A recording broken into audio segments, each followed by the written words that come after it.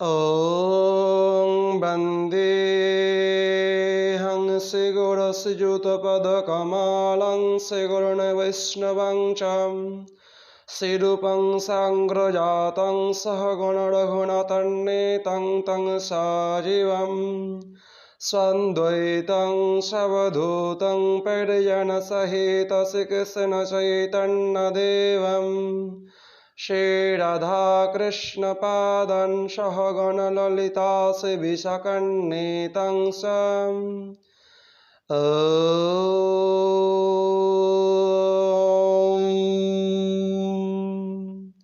वंशाकल्पतरुभ्यश्च कृपासिन्धुभ्य एव च पतितानां प्रभुभ्यो वैष्णवेभ्यो नमो नमः। এই বিচিত্র সংসারে মানবকুলে সমাগত যে জীব অর্থাৎ মানব জাতি আজ নিজেকে যে সুখে সুখী মনে করছে সেটি কি বাস্তবিক আমাদের কাছে প্রকৃত সুখ? আমরা তো বালকের ন্যায় সেই সমস্ত মোহজনক বস্তুকে সুখের আধার মনে করে তাতে মগ্ন থেকে এই চঞ্চল অস্থির পরমায়ুকে অর্থাৎ এই জীবনকে ব্যর্থ করছি। বালস্তাবৎ কিরাসক্তস্তরুণস্তাবৎ তরুণীরক্তঃ বৃন্দস্তাবৎ চিন্ত্রমগ্ন পরমে ব্রহ্মণি কোऽপি ন লগ্নঃ। অর্থাৎ একটি বালক যেমন সে খেলার বস্তুগুলোকে নিয়ে তার ক্রীড়ার বস্তুগুলোকে নিয়ে আসক্ত থাকে, ক্রীড়ার পুতুলটাকে নিয়ে সে বাল্যাবস্থায় তাতে এমনভাবে আসক্ত থাকে সে তখন তার অন্য সমস্ত স্নান, খাওয়া, শয়ন ইত্যাদি গুলোকে বিস্মৃত হয়ে যায়। তাকে বারংবার ডাকা সত্ত্বেও সে এতটাই তার ওই পুতুল খেলাতে সে আসক্ত হয়ে যায়, সে সেই খেলা ছেড়ে আসতে পারে না। সেইরূপ আমরাও ওই বাল্যকালে যেমন বাল্যাবস্থাতে যেমন ওই এখন যৌবনকালে আমরা রক্ত মাংস নির্মিত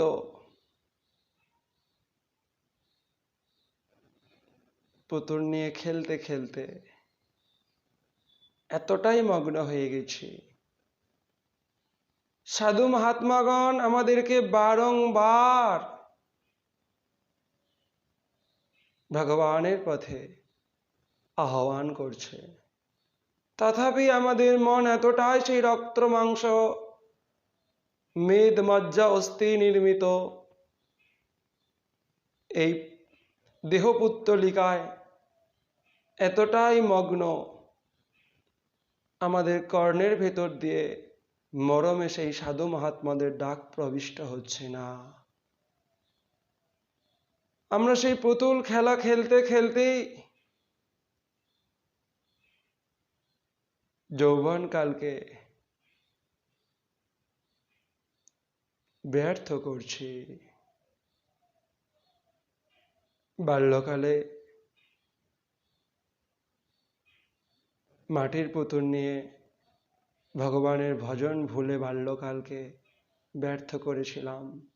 যৌবনকালেও আমরা সেই বাল্যাবস্থার নেই, তখন কথা বলতে পারতো না, চলতে পারতো না, সেই পুতুল তাতে মগ্ন ছিলাম বাল্যাবস্থায় অজ্ঞানবশত। কিন্তু যৌবন কালেতেও সেই অজ্ঞান বশতই সেই কথা বলা রক্ত মাংস নির্মিত এই দেহ পুতুলে খেলাতে মেতে উঠেছি, মগ্ন হয়ে আছি সেই ভগবান কৃষ্ণচন্দ্রকে ভুলে। অথচ আমরা নিজেদেরকে বড় পণ্ডিত জ্ঞানী মনে করি। আসল কাজ আমরা, আসল উদ্দেশ্য আমরা বিস্মিত হয়ে গেছি। আমাদের কল্যাণের মার্গে আমরা চলতে পারি না। বৃথাই পাণ্ডিত্যের অভিমান বড়াই করে আমরা নিজেদেরকে পণ্ডিত মনে করি। আর যখন নদীতে যেমন জল শুকিয়ে যায়, সরোবরে যেমন জল শুকিয়ে যায়, সেই সরোবর বা সেই পুকুর থেকে, সেই নদী থেকে জল শুকিয়ে গেলেও কাঁকড়াগুলো খালের ভেতর থেকে বার হতে পারে না, সেখানেই শুকিয়ে শুকিয়ে মরতে থাকে। সেইরূপ আমাদের একটির পর একটি দিন চলে যাচ্ছে, আমাদের জীবন শুকিয়ে আসছে, অন্তিমকাল সমাগত হয়ে গেছে, বার্ধক্য অবস্থায় আমরা উপনীত হয়েছি। ভোগ স্পৃহা, ভোগ্য বস্তু ভোগ আমার শরীর আর করতে পারছে না, কিন্তু অন্তরে ভোগ স্পৃহা ক্রমশ দাউ দাউ করে জ্বলছে। তাই তো আমরা এই ভোগের গর্ত থেকে বার হতে পারি না কাঁকড়ার মতো। সেই ভোগের গর্তে জল শুকিয়ে যাওয়ার ন্যায় এই জীবনের আয়ু শেষ হয়ে যাচ্ছে, তথাপি আমরা ভোগের গর্ত থেকে বার হতে পারছি না। কাঁকড়ার ন্যায় সেই গর্তে বসে আছি, চিন্তন করছে মনে মনে, এই ভোগ করব, ওই ভোগ করব, এর এটা করব, তার সেটা করব, এই দুশ্চিন্তা করছি পরিবারের এই মিথ্যা মায়ার জন্য। যতক্ষণ আমার এই দেহের মধ্যে সেই পরমাত্মা রূপে ভগবান শ্রী কৃষ্ণচন্দ্র অবস্থান করবে, ততক্ষণ আমার কাছে আসিয়া প্রিয়জনরা জিজ্ঞাসা করবে,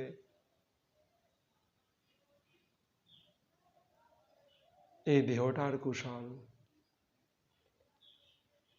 কিন্তু পরমাত্মা বেরিয়ে গেলে ওই স্ত্রী পুত্র এই দেহটাকে ঘৃণা করে ফেলে দেবে। 3 দিন বাদে যদি কে পুড়িয়ে না দেয়া হয়, এই দেহটার পাশে কেউ থাকতে পারবে না, এত দুর্গন্ধ ছড়াবে। শৃগাল, কুকুর, শকুন, কাক ইত্যাদি এই দেহটাকে নিয়ে মহা উৎসব শুরু করবে। তাহলে যার জন্য দেহটার এত মাহাত্ম্য, স্ত্রী পুত্র পতি ইত্যাদির কাছে এতটাই প্রিয়, শৈশবকালে মাটির পুতুল নিয়ে তাকে ভুলে থাকলেন, যৌবনকালে রক্ত মাংসের কথা বলা পুতুল নিয়ে তাকে ভুলে থাকলেন, আর বার্ধক্যকালে আপনি দুশ্চিন্তাগ্রস্ত হয়ে তাকে ভুলে থাকলেন।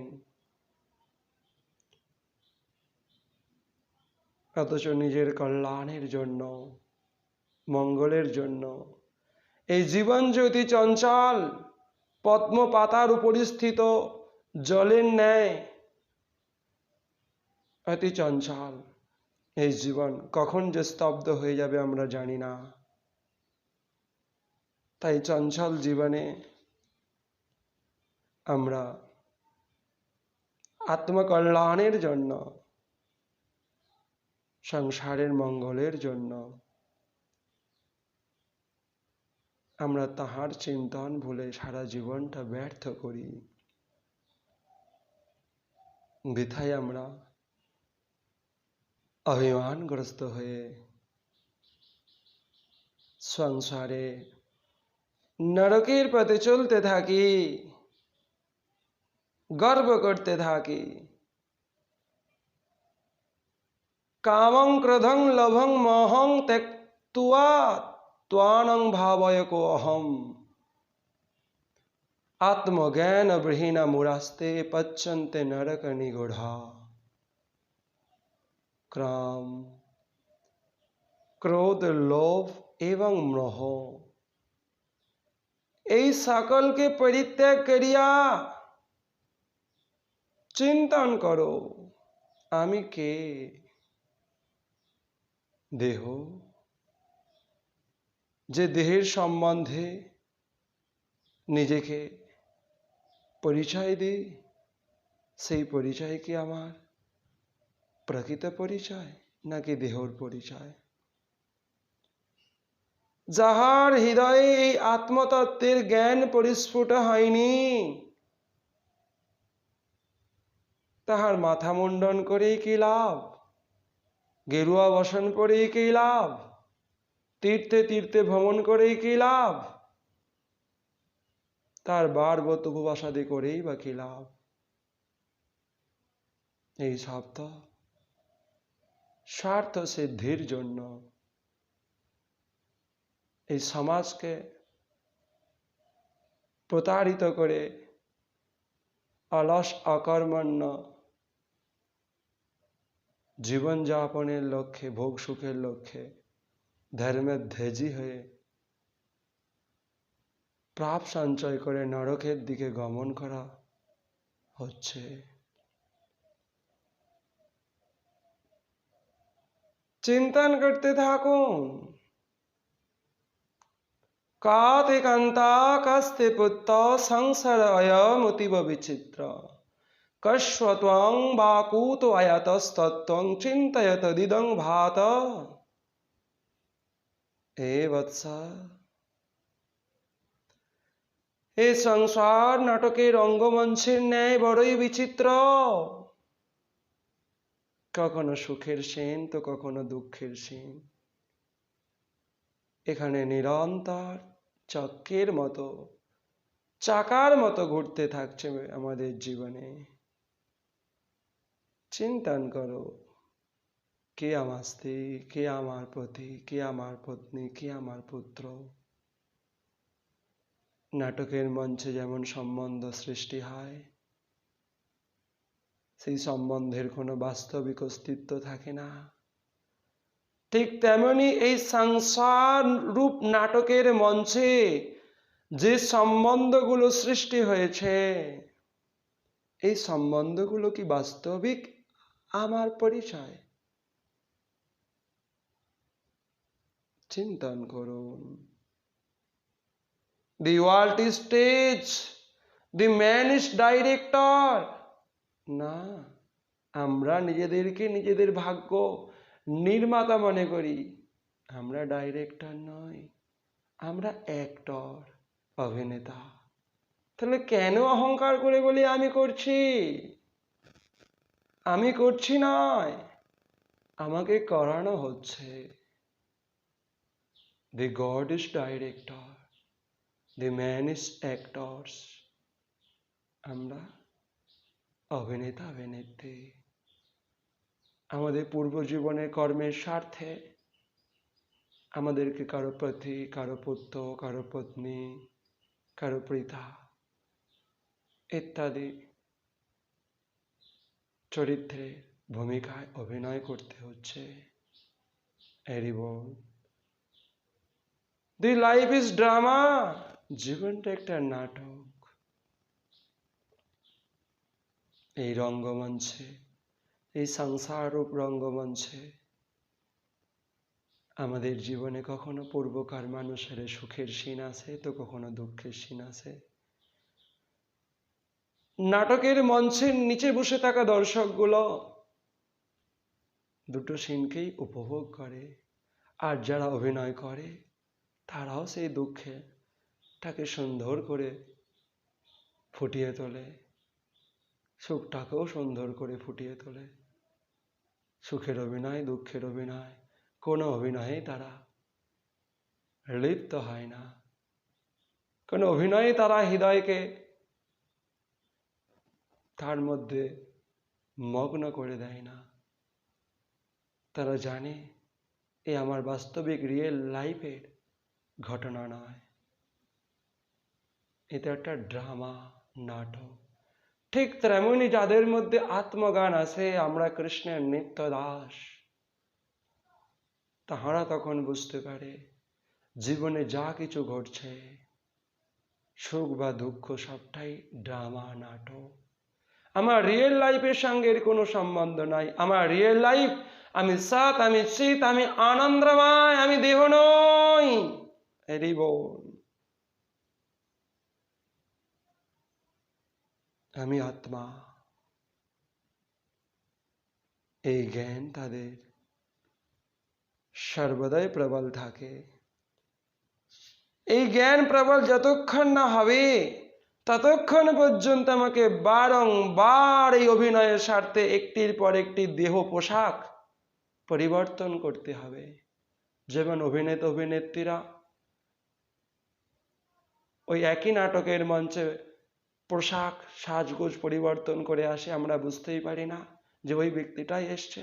ঠিক তেমনি আমরাও আমাদের কর্মফল ভোগের জন্য যতক্ষণ না আত্মজ্ঞান সুদৃঢ় হয়, ততক্ষণ পর্যন্ত আমরা একটির পর একটি মাতৃগর্ভে খালি দেহ পরিবর্তন করে এই নাটকের মঞ্চেই আমরা অভিনয় করতে থাকি। হরি বল। পুনরপি জননাং পুনরপি মরণাম পুনরপি জননী জঠরে শয়নম। পুনরায় জন্ম, পুনরায় মরণ, আবার পুনরায় জননী জঠরে শয়ন।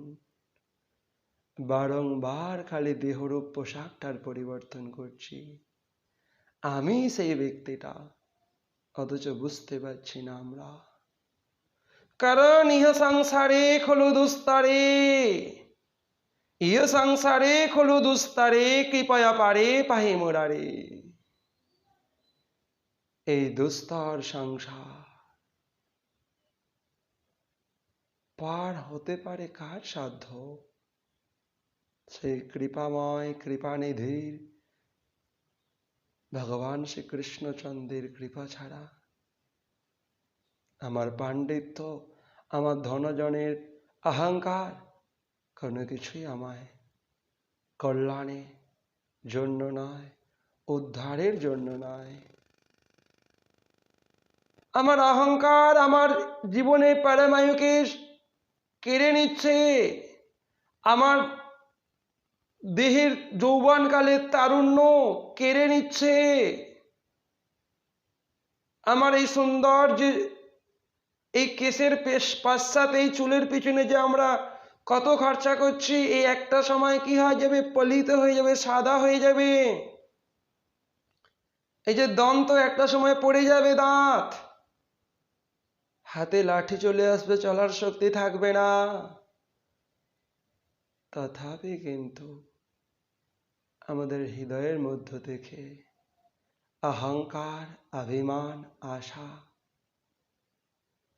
দূর হবে না, আমাদেরকে কৃষ্ণ ভজনে মতি প্রদান করবে না।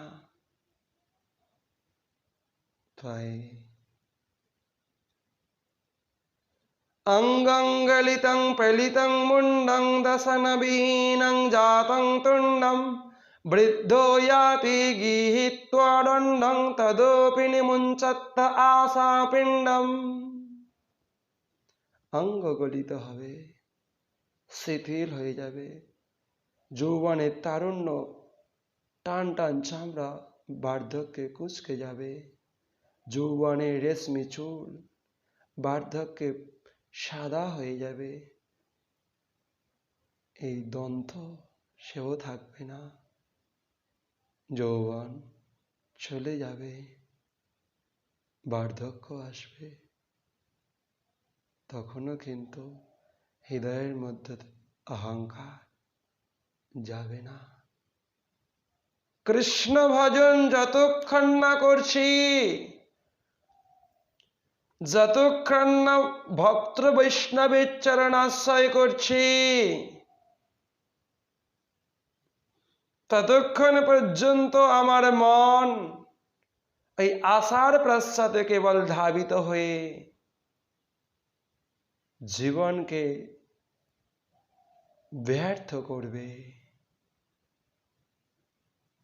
কারণ এই মন নামক বস্তুটা আমাদের জনম জনম ধরে কেবল কৃষ্ণকে ভুলে এই রমণীর দেহ নিয়ে ভাবতে বসে। শৈশবকালে যেমন পুতুল নিয়ে ভাবতে বসেছিল, যৌবনকালে সেই রক্ত মাংসের পুতুল নিয়ে ভাবতে বসে। কদাপি কৃষ্ণের সংসার করার জন্য ভগবানের পাদপদ্মের চিন্তন করে না। নারীস্তনভরণাভিনিবেশং দৃষ্টুয়ামাগমহাবেশম এতৎ মাংস বসাদি বিকরং মনসি বিচারয় বারং বারং। এই মনে মনে বারংবার যদি আমরা এই চিন্তন করতে পারি, কি চিন্তন? যেমন ভাগাড়ের মাংস নিয়ে শ্রীগাল কুকুর শকুন পশু আদি কীট পতঙ্গ আদি মহা উৎসব করছে, আমরা সেই দুর্গন্ধময় পচাগলিত পশু পাশ দিয়ে নাক চেপে চোখ বন্ধ করে চলে যাই। অথচ আমরাই এই নারীর এই পুরুষের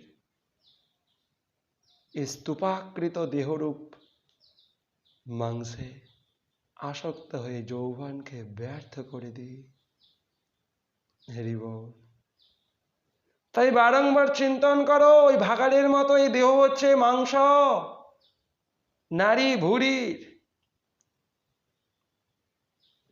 আধার মাত্র, এর মধ্যে কোনো আনন্দময় বস্তু নাই। মানে বারংবার এই চিন্তন করতে পারলে তবে আমাদের হৃদয় ভগবত ভজনের অভিলাষী হয়ে ভক্ত সঙ্গ করার জন্য তাঁর চরণ অভিমুখে ধাবিত হবে। তাই তো এই তিলকের সর্বশ্রেষ্ঠ বস্তু হচ্ছে এই অর্থ, এই সুন্দরী, এই যুবতী, এই নাম, এই খ্যাতি, এই প্রতিষ্ঠা নয়, যা আমাকে এই সংসারের ভবসাগর থেকে পার করিয়ে দিতে পারে। সে শ্রেষ্ঠ বস্তু, তিলকের শ্রেষ্ঠ বস্তুটি হল ভক্ত বৈষ্ণবের সঙ্গ। ত্রিজগতি সজ্জন সঙ্গতিরিকা ভবতি ভবরণ তরণে নৌকা। এই তিলকে এই সজ্জন মানুষের খানিক সঙ্গটাই ক্ষণমীয় সজ্জন সঙ্গতিরেকা, অতি ক্ষণিক সজ্জন মানুষের সঙ্গটাই ভবতি ভবরণ তরণে নৌকা, এই ভবসাগর পারের নৌকা হয়ে যায়, এই দুঃখ সাগর পারের নৌকা হয়ে যায়। হরি বল। কিন্তু মানে বারংবার যদি আমি চিন্তন করে এই দেহকে রক্ত মাংসের আধার, শৃগাল কুকুর শকুন কীট পতঙ্গের খাদ্যবস্তু বলে ভাবতে না পারি, তাহলে আমরা যে সুখের জন্য বাল্যকালে ওই মাটির পুতুল নিয়ে ব্যস্ত ছিলাম, যৌবনকালে ওই রক্ত মাংসের কথা বলা পুতুল নিয়েই ব্যস্ত থাকবো, আর শরীরে হাজার একটা রোগের বাসা বাঁধাবো। কারণ ব্রহ্ম বই বীর্য বই ব্রহ্ম, শরীরের শক্তির আধার, শরীরকে রোগ থেকে সুস্থ সবল রাখার মূল বস্তু হচ্ছে বীর্য। আর আমরা সেটা যথেচ্ছাচারে সেটাকে নষ্ট করছি, সুখের জন্য রমণী ভোগ করছি, ক্ষণিক সুখের জন্য রমণী ভোগ করছি, আর শরীরকে শত রোগের আধার বানাচ্ছি, রোগের মন্দির বানাচ্ছি। তথাপি আমরা সেই পাপাচার ত্যাগ করতে পারছি না। সংসার ত্যাগ করে কোথাও যেতে হবে না, সংসারকে মন্দির করে তুলতে হবে। স্ত্রী পুত্র পরিবার প্রিয়জনদেরকে আমার বলে না ভেবে ভগবানের বলে ভাবতে থাকুন। নিজের ভোগের বস্তু না ভেবে ওই মন্দিরে, ওই গৃহরূপ মন্দিরে ভগবানের দাস ভাবতে থাকুন। তাহলেই সংসার আপনার কাছে তপস্যার স্থল হয়ে উঠবে, আর আপনার জীবনের পরমায়ু সার্থক হবে। এই জ্ঞান যদি না আসে, আপনি যতই তীর্থ ভ্রমণ করেন, যতই বারবত উপবাসাদি করেন, যতই মস্তক মুন্ডন করেন, মঠ মন্দির যেখানেই সাধু সেজে বসে থাকেন না কেন, কিচ্ছু কল্যাণ নাই, ব্যর্থ জনম। তাই তো ভগবদ গীতা কিঞ্চিত অধীতা, গঙ্গা জল লব কণিকা প্রীতা, সকিদপি যস্য মুরারি সমরচা, তস্য যম করুতে নাহি চর্চা। যম তাহাকে স্পর্শ করতে পারে না, যম তাহার দিকে দৃষ্টিপাত করতে পারে না। যে অতি কিঞ্চিত মাত্র শ্রীমদ্ ভগবদ গীতা আস্বাদন করেছে, যে গঙ্গাকে পরম বৈষ্ণবী রূপে দর্শন করে, তার আদর্শে নিজের জীবনকে উন্নীত করেছে, যে নিষ্ঠার সহিত ভগবানের ভজন সাধন করছে এবং করেছে, তাদেরকে যম স্পর্শ করতে পারে না। অর্থাৎ তাদেরকে এই জন্ম মৃত্যুর চক্রে ঘুরতে হয় না। তারা ইহকাল এবং পরকাল দুই কালই বৃন্দাবন ধামে বাসে সৌভাগ্য লাভ করে। ইহকালে বৃন্দাবন ধাম বাস, অর্থাৎ যেখানেই ভক্ত বৈষ্ণব, যেখানেই ভগবানের কথা আলোচিত হয়, সেখানেই তো ভগবানের সমাগম হয়, আর সেই স্থানটাই তো বৃন্দাবন ধাম। হরি বল। তুমি যাহা যাহা রহ তাহা বৃন্দাবন, তাহা গঙ্গা যমুনা তাহা সর্বতীর্থগণ। এ তো ভক্ত বৈষ্ণবের কণ্ঠে ভগবানের কণ্ঠে ধ্বনিত বাণী। যেখানেই ভক্ত সেখানেই সমস্ত তীর্থ এবং সেখানেই বৃন্দাবন। কারণ যত্র মৎকথা গায়ন্তি মদ ভক্ত, আমার ভক্ত যেখানে আমার কথা গান করে, সেখানেই গোবিন্দ, সেখানেই সমগ্র দেবদেবী, সেখানেই সমগ্র তীর্থ। নাহং বস্মি বৈকুণ্ঠে নচং যোগিনং হৃদয়ে বা, মদ ভক্ত যত্র গায়ন্তি তত্ত্ব তিষ্ঠমি নারদ।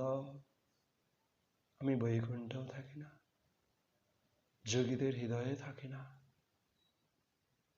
আমার ভক্ত যেখানে আমার লীলা কীর্তন নাম গুণ রূপ কীর্তন আদি করেন, স্মরণ করেন, সেখানেই আমার বাস।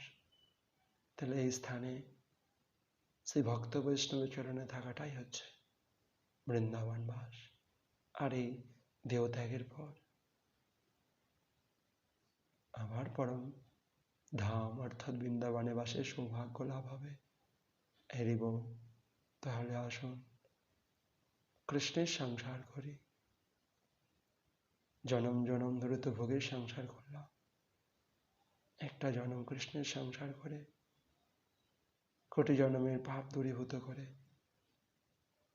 নিজেদেরকে এবং পরিবারের অন্য প্রিয়জনদেরকে এই জন্ম মৃত্যুর হাত থেকে, এই কঠিন দুস্তর সংসার সাগর পারের উপায় স্বরূপ ভক্ত বৈষ্ণবের চরণাশয় লাভ করি। হরি বল। হরে কৃষ্ণ কৃষ্ণ কৃষ্ণ